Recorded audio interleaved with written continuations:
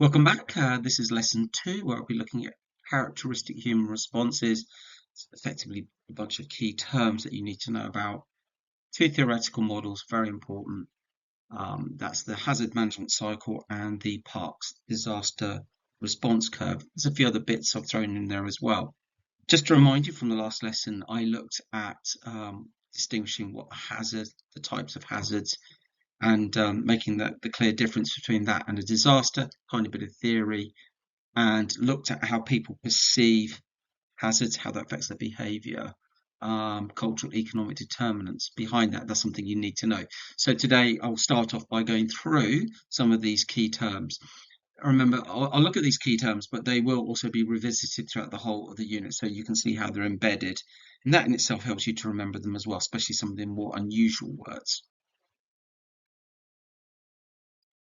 So just showing you here, in the first lesson, the first two and a bit lines looked at, and the first part of this lesson, lesson 2, is to look at the human responses, and you can see it starts with fatalism, prediction, etc., etc. It goes all the way through down to the 2 theoretical models that are in the spec. And as I said, there'll be one extra idea that I'm putting in here, which I think is of value. As I said, you need to know them on their own. Towards the end of this lesson, you'll see a couple of examples how the models themselves are embedded within the question structure of the exam. But you can be asked directly on these questions. Also, they're within the questions, and often showing off your expertise as a geographer, you kind of refer to these key terms. And when you look at these ones here, again, you can see alluding to those key terms I'm talking about there. The middle bullet point is not absolutely essential, but I often talk about it. It gives an extra string to your bow when you're talking about these things. Okay, anyway, let's get started. So just as a little warm-up activity, I have 6 types of hazards. Now you can keep this as basic as this, or you can follow what I put on in the blue sort of questions, part 1, part 2, part 3, right? You don't need to discuss it in pairs if you're on your own, for instance.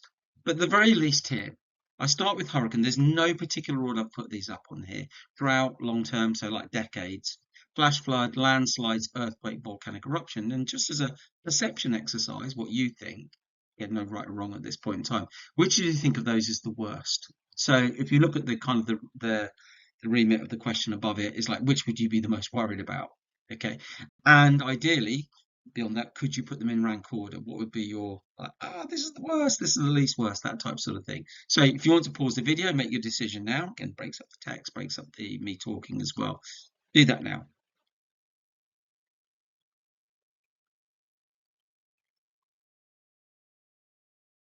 Now, on the previous slide, before I go through these keywords, the disasters that are actually responsible for the most deaths are flooding and droughts. Seem less glamorous. They are responsible for huge numbers of deaths, running into hundreds of thousands, millions of people, right? But they're less glamorous. Volcanic eruptions, when we come onto volcanoes, I'll certainly say this point again, last 500 years, 200,000 deaths from volcanic eruptions, which is a big number, right? When you average that out per year, that's only 400 deaths. And you look at the Haiti earthquake in 2010,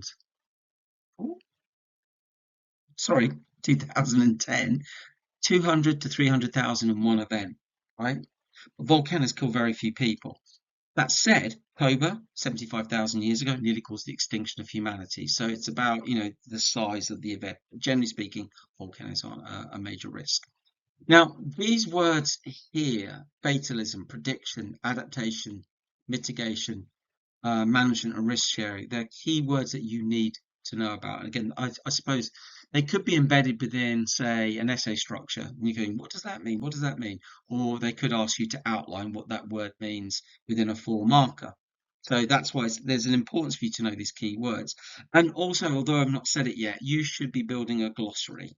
So like week in, week out, build your glossary, take the keywords that we've done, put them down, create a folder, color code it with subsections, and have those words. And again, it's an opportunity for you to revisit and embed those words. So let's get that going.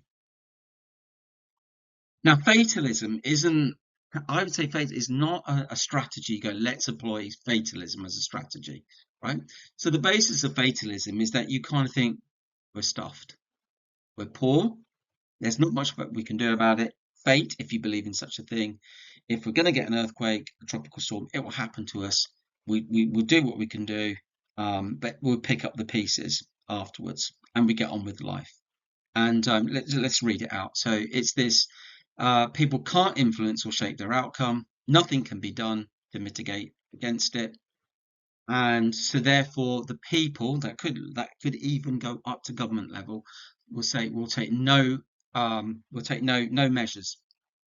Okay. And it can be seen as God's will. Now often that approach might be within the government, and they'll think, well, external forces, people, governments will come and help us. We're so poor, or the event is so bad, or a combination of those things, we can't do much about it. Okay, not a very popular choice. But if your society is that way, then there's almost like an acceptance of it. It doesn't mean to say there's no trauma, they're not upset, but what else can they do? Right? So that's an approach that you need to be aware of, often associated with LICs, low income countries. So here's another term. So this definitely would be part of strategies. Often you get a range of these things put together. So this one is prediction, like using equipment, monitoring, so forth. So a volcano is about to erupt in a couple of weeks' time or a couple of months. Iceland, 2022 December, right? They reckon they'll have 2 weeks' notice if Vesuvius is about to erupt and be able to, and so therefore you can take action to get people out of the area, evacuate, put in, you could put in some long-term measures and so forth. Okay, so it is what it is. Now, mitigation is an interesting one, because it can be the meaning of it can be slightly twisted. But generally speaking, we can't stop a hazard. We can't stop a tropical storm. We can't stop or prevent an earthquake or volcanic eruption. They're the key ones that we're looking at. So in that instance, you're mitigating the impact. So the earthquake takes place, and if you look at the picture on the right, you have what we call aseismic buildings. So extra strong buildings, buildings like shock absorbers, more torque, has an ability to bend. You can see there's a cage around it, shatterproof glass, that type sort of thing, right? That would be mitigation. I say out and out mitigation. And if you look at the picture on the right, that would be coastal flooding or maybe tsunami wall protection, deflecting the sea back. That's mitigating the impact. It does become a slightly hazy issue between mitigation sometimes and adaptation. You'll see that when you look at the case studies, the writing in the textbooks. I think you'll be fine. I don't think they usually do the distinction between mitigation and adaptation at case study level, because the textbooks sometimes make it a little bit confusing. But as we go into the unit, I think that will become clear and you don't get too concerned about that. But this level, mitigating the impact. So seawall, stronger buildings, that type sort of thing. They're quite nice examples to clarify that difference. Now, adaptations where you can't change the event, you can't change what's happening to you particularly, so therefore you learn to cope with it. Now, in climate change, that would be it's got hotter, therefore I wear t-shirts like I'm wearing now. Or we'll do our sporting activities early in the morning and late at night, or we'll change the crops that we can grow that can survive in this climate. That's adaptation. But other things would be, and you see this in the UK and all around the world, you'll go, that area of land is next to a river, right next to the river, it's likely to flood, therefore we won't put any housing there or like important infrastructure. So it will be a park. If it floods, yeah, it'd be out of action for a couple of days, but no one's harmed. And you might then, as you go slightly further away, the ground's slightly higher up, and you go, well, we'll allow like a football field to be there. And again, in extreme flooding, it might be impacted, but it'll dry out. Or you might allow cattle to go onto like a grassy area, but you can move them. Other things would be, if you're near a volcano sort of side of things, you'll allow certain sorts of activities, maybe not allow high population densities. So you get like a bit of land use mapping, a land use zoning effect, and therefore you adapt the behavior, the activities that go on. That's the basic principle of that. But I say some adaptation mitigation strategies get a little bit overlap. Now, the next two terms can sound very similar. There's one called integrated risk management. You saw it's on the spec. And the next one after that is risk sharing community preparedness. So let's have a look at this word here. It's not come up. It's not come up as a word yet so far, as a form marker or anything. So that you take that for what you see. Whether you certainly need to learn it. So let's have a look at this one. Integrated means connecting, doesn't it? Risk management. So I manage my risk, big risk, little risk, minimize my risk. So what's happening here? Well, in this situation, people around the area, you identify the hazards. All right, okay, so we're in an area where likely to get flooding, tropical storms, tornadoes, that side of it. You analyze the risk, so you understand the risk, the nature of the hazard. Out of that, you're thinking these are the most important things that need protecting, whether that be people or infrastructure. You look at, are there things that we can do to reduce the risk, like bigger seawalls? Do we have the investment? Make people aware. How do we communicate the things that we're doing? How do we monitor it all? So you've got everything together. There's a whole bunch of things together, right? So it's an amalgamation of ideas. So risk sharing, community preparedness. So it feels a bit similar to the previous one. So again, you've got pre-arranged measures, and you're trying to reduce the impacts of a hazard, life, injuries, damage to property. And how do you do it? So again, so we reduce that risk by get people to know, educate, schools, TV, community centres, posters, online. Especially if you're in that type of area, it becomes part of the community, becomes part of your psyche, right? You're used to seeing it. Evacuation procedures, provisions are all in place, financially set up, people are trained, special emergency centres, shelters, they're all there. And then you can even bring in the idea that you have, where it's possible, insurance is put into place, connections ready for if we need international aid because we know we're in a risky area. That's the kind of the wording that you want there. Now, with those last two, I definitely have to go over those a few times to learn them. I don't think they're difficult, but they sound very, very samey. Okay, and I think you need to kind of work at that to overcome that. Now, on this slide, I've mentioned these before, and this goes back to that things that impact potentially the level of the risk, the perception.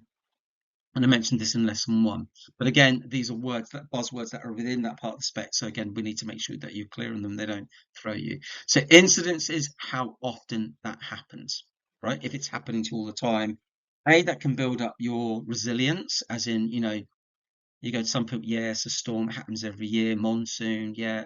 Whereas to someone like ourselves, we get that type of weather, it throws us out, it freaks us out, because we're just not used to it and we don't cope with it very well.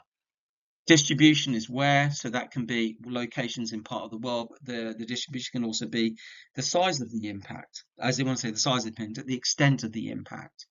A magnitude is how strong it is. So, for example, volcanoes you learn about, we use the VEI index, 0 to 8. Earthquakes, the modern system we should be using as a magnitude scale, and on the storms we use the Saffir-Simpson scale. So magnitudes is the size, and that can be particularly damaging. We'll come back to this word risk, mentioned in lesson 1. And what I'm going to do here is put it within very sort of, it's a formula, but it's not a mathematical formula, right? So this is, it's where you kind of consider all the elements, and I think it's worth you having. So this is in the spec, but I think it's well worth learning about. So it's something called the disaster risk equation, and it looks like a mathematical equation. It's an equation which is more one about comparing and analyzing than actually coming up with a number. I think probably theoretically you could create some sort of index, but trying to times a hazard next to how close I live to a danger and dividing it by my ability to survive it, it's like trying to divide an apple by a pear. So it's really about the consideration of these factors and then determining, and again, I don't think you can see the mouse moving, the level of risk. So you might have an index, like you might go high, medium, or low risk. And it's something that you would do for like your town, your city, your region, like state or county. And I suppose you could even give the risk like 10 is high risk, 1 is low risk if you wanted to. So you could work on that. But what you're doing here is when you do this formula here, so you just the disaster risk equation, you decide the level of the risk, and then from that, then you can determine what action you need to take place. So sophisticated levels of this go on because lots of communities live by the coast, live in vulnerable areas, and you need to put things into place, otherwise lives can be lost.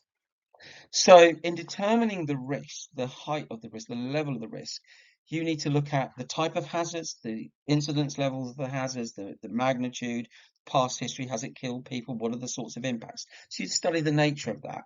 You look at the vulnerability, your exposure to risk, are you close to a plate boundary, a fault line? Are your people, is it crowded? Are they poor, that side of it? And capacity, should say capacity to cope, is the ability, are you living in buildings that are strong?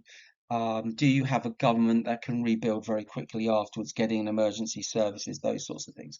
So the level of risk is a function of considering all these three things together, really. That's what that's about.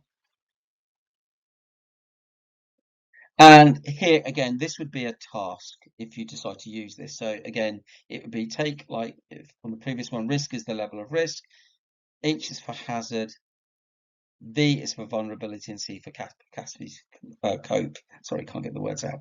And you can look up those things and go into them more depth. And then just a few other sort of checkpoint sort of questions. Chronic and sudden disaster, that can sometimes be acute. Chronic means long going. So chronic means can be bad, but chronic means like long suffering.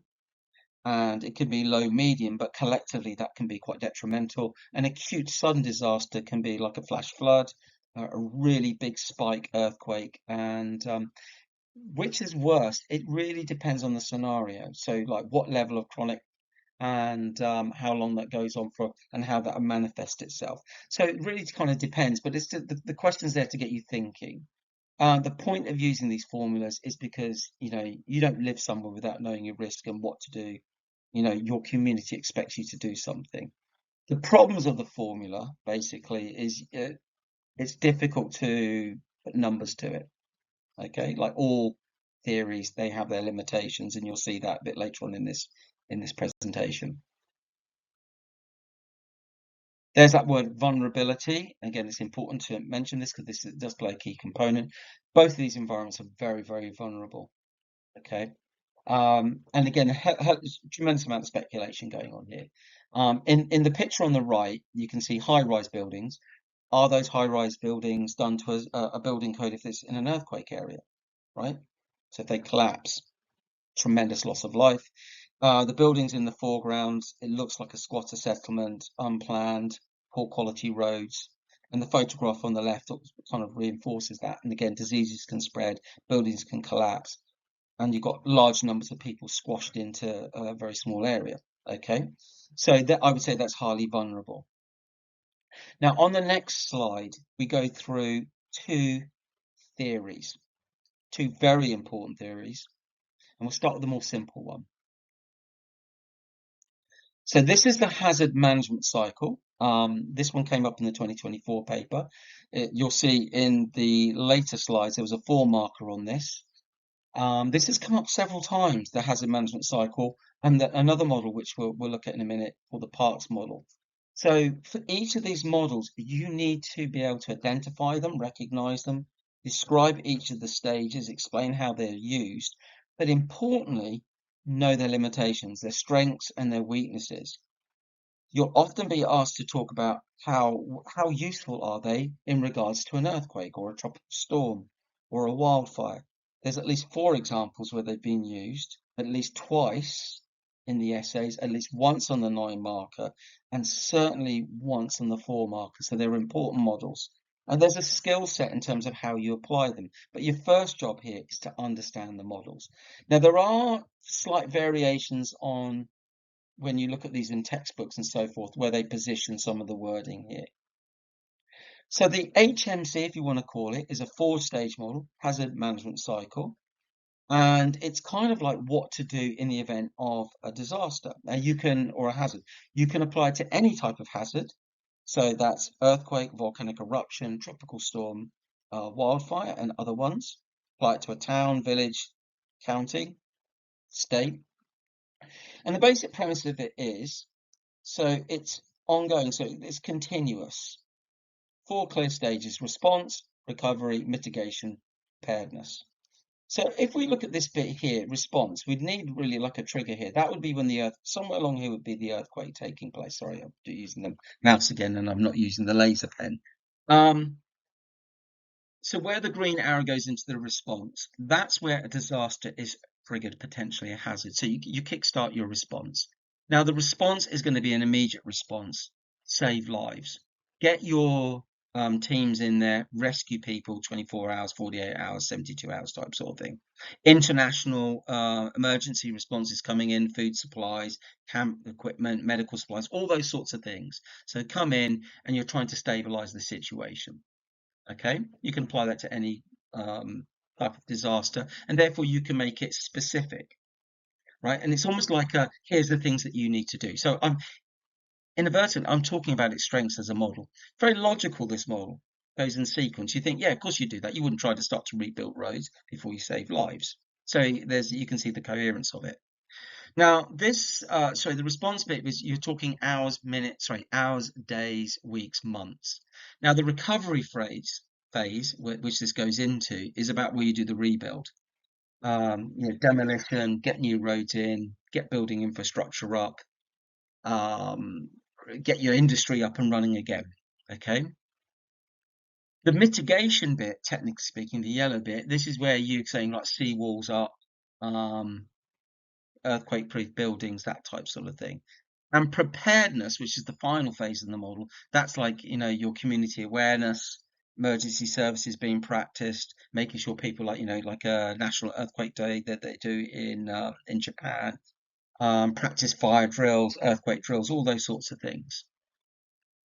So that you can see how the model would be useful and you can apply, and you could even give, when you've learnt your case studies, you could give examples of each of these stages relating to specific case studies, like Haiti, if you do Haiti, or Mount Pinatubo in 1991 earthquake, volcanic eruption.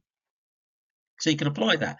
Now, I'd say, just as the loose kind of negatives is, would you mitigate after you've rebuilt? There would be, for me, I would have thought overlap if you're doing things properly, and the same thing with preparedness.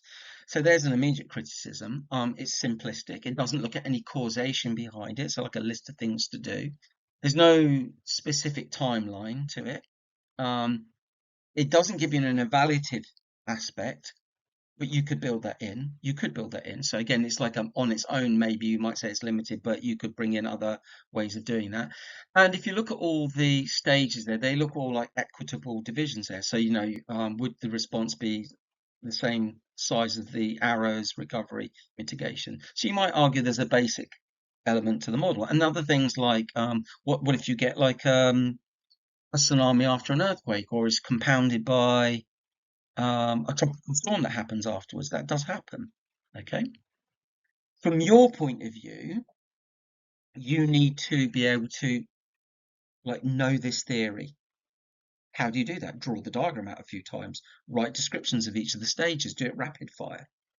Okay. Learn it. And it is important. You'll see that.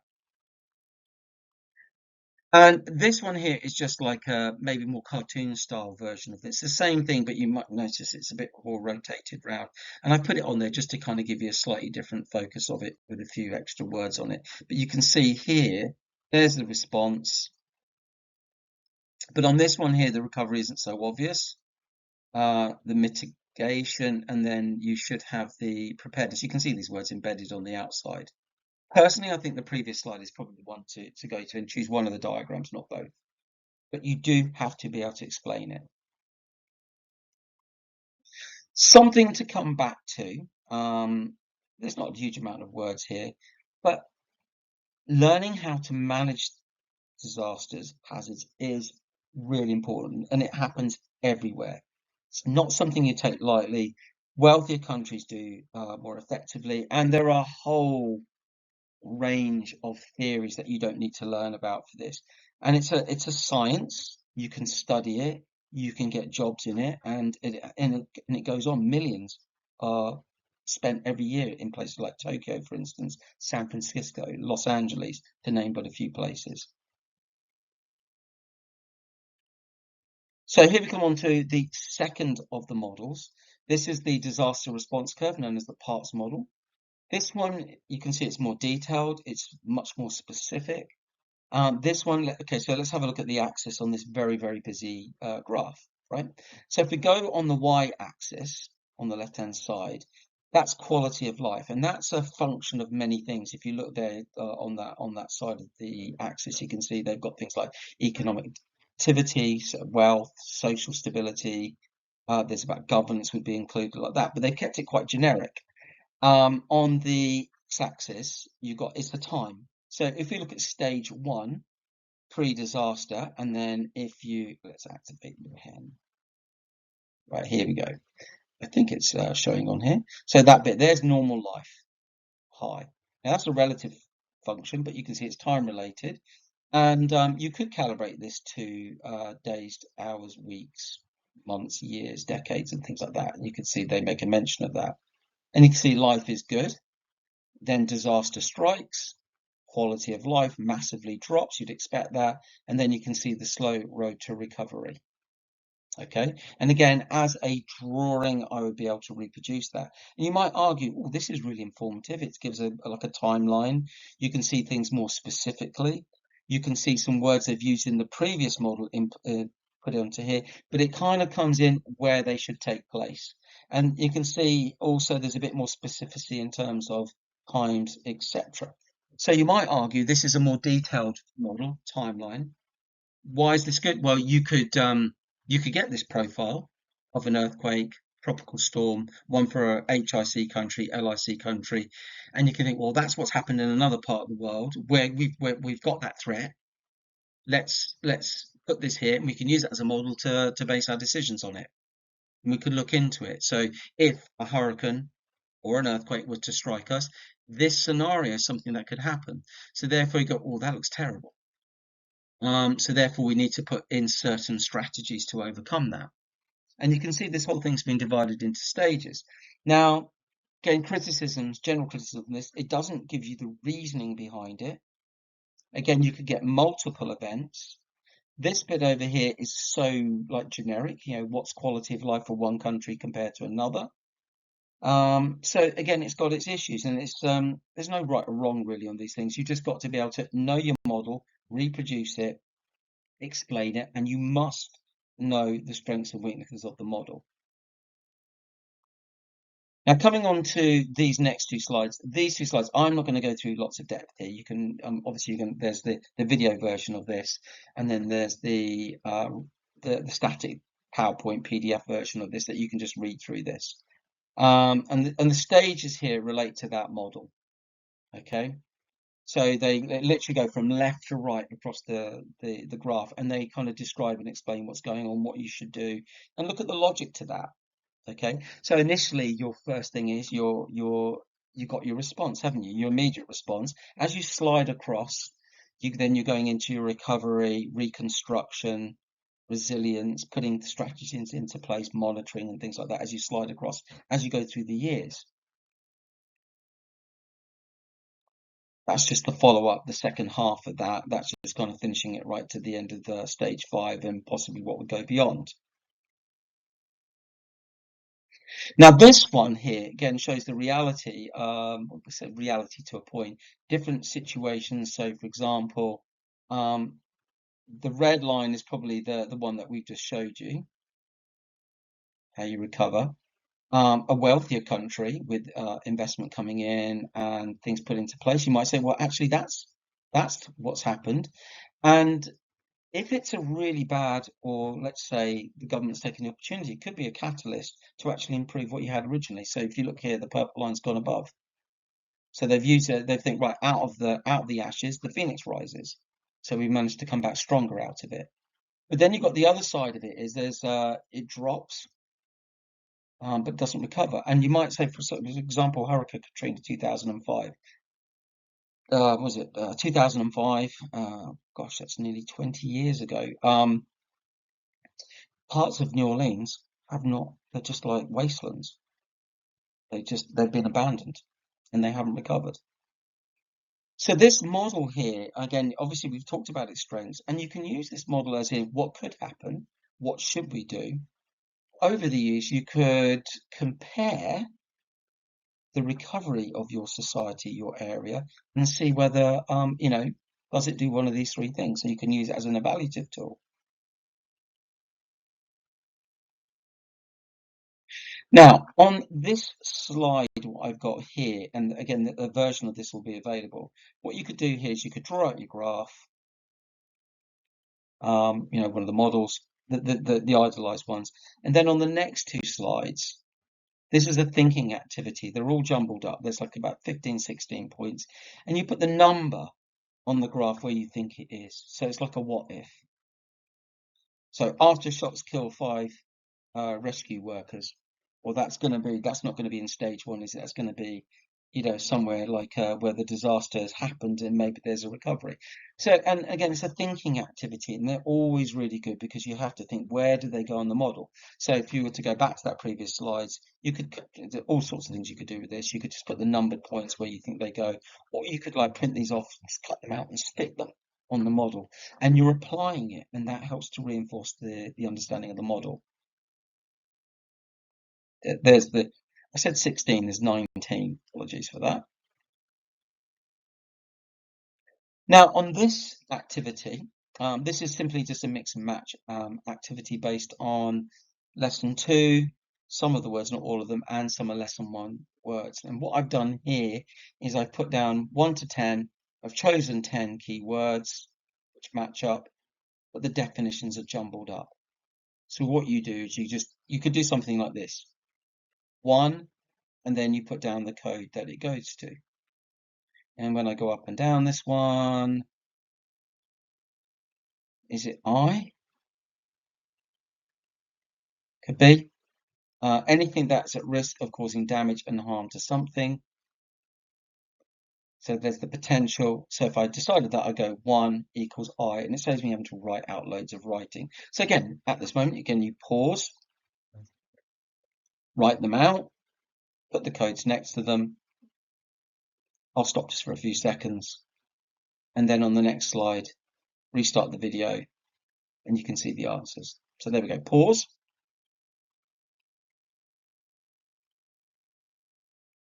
Welcome back.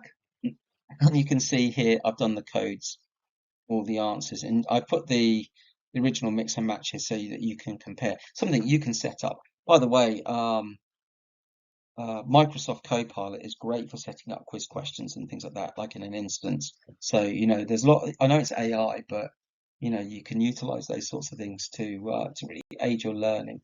Okay. Moving on to the next bit. I found a couple of videos on YouTube, so feel free to look at these. I think the gentleman that does this particular one on the hazard management cycle, really good, very fantastic talker, really clear, explains things really well. And within his explanation, he reveals stuff. It's about 5 minutes long. Also talks about some of the pros and cons of the cycle. This one here is a slightly longer one, a bit more sort of lecture approaches, but again talks about the pros and cons of the model. So well worth a watch over these two here. So a bit of extension work there for you to look at. Definitely look at those things to own these models. Finally, just two examples. This was from I think the 2020 or 2021 paper. This would be point marked. So there you can see, and they do this an awful lot, these types of questions. But this one here is just tick marking, explain it, and hence why you see your glossary lists are really important. This year in 2024, loads of students didn't learn about the reasons why plates move apart, and I was stunned at that actually because it's a relatively easy access to 4 marks, just gap in their knowledge. This one here now, I've covered it with the video box, so I'll read it out. Assess the relative usefulness of the part model and the hazard management cycle in understanding the impacts of seismic events, 20 marks, as earthquakes. So you can see not only do you need to know the models, you need to know the strengths and weaknesses of the models, but the third layer of difficulty, relating it to earthquakes. I'll go through this later on. I'm just showing you the side of it. So just to recap, talked about a bunch of keywords that looked at about human responses that you must know, e.g. fatalism, mitigation, adaptation. Looked at two theories, incredibly important, hazard management cycle and the parts model. You need to be able to describe and explain them, evaluate the models, but as you go into the course, you can't do that now really well, apply them to your case studies, and that brings the lesson to its end. After this, so when we go into lesson 3, we're going to go into plate tectonics, the earth structure. That's the next bit. So make sure you've got your fire resistant clothing on. And as you know already, my jokes are terrible. Anyway, that's the end of the lesson.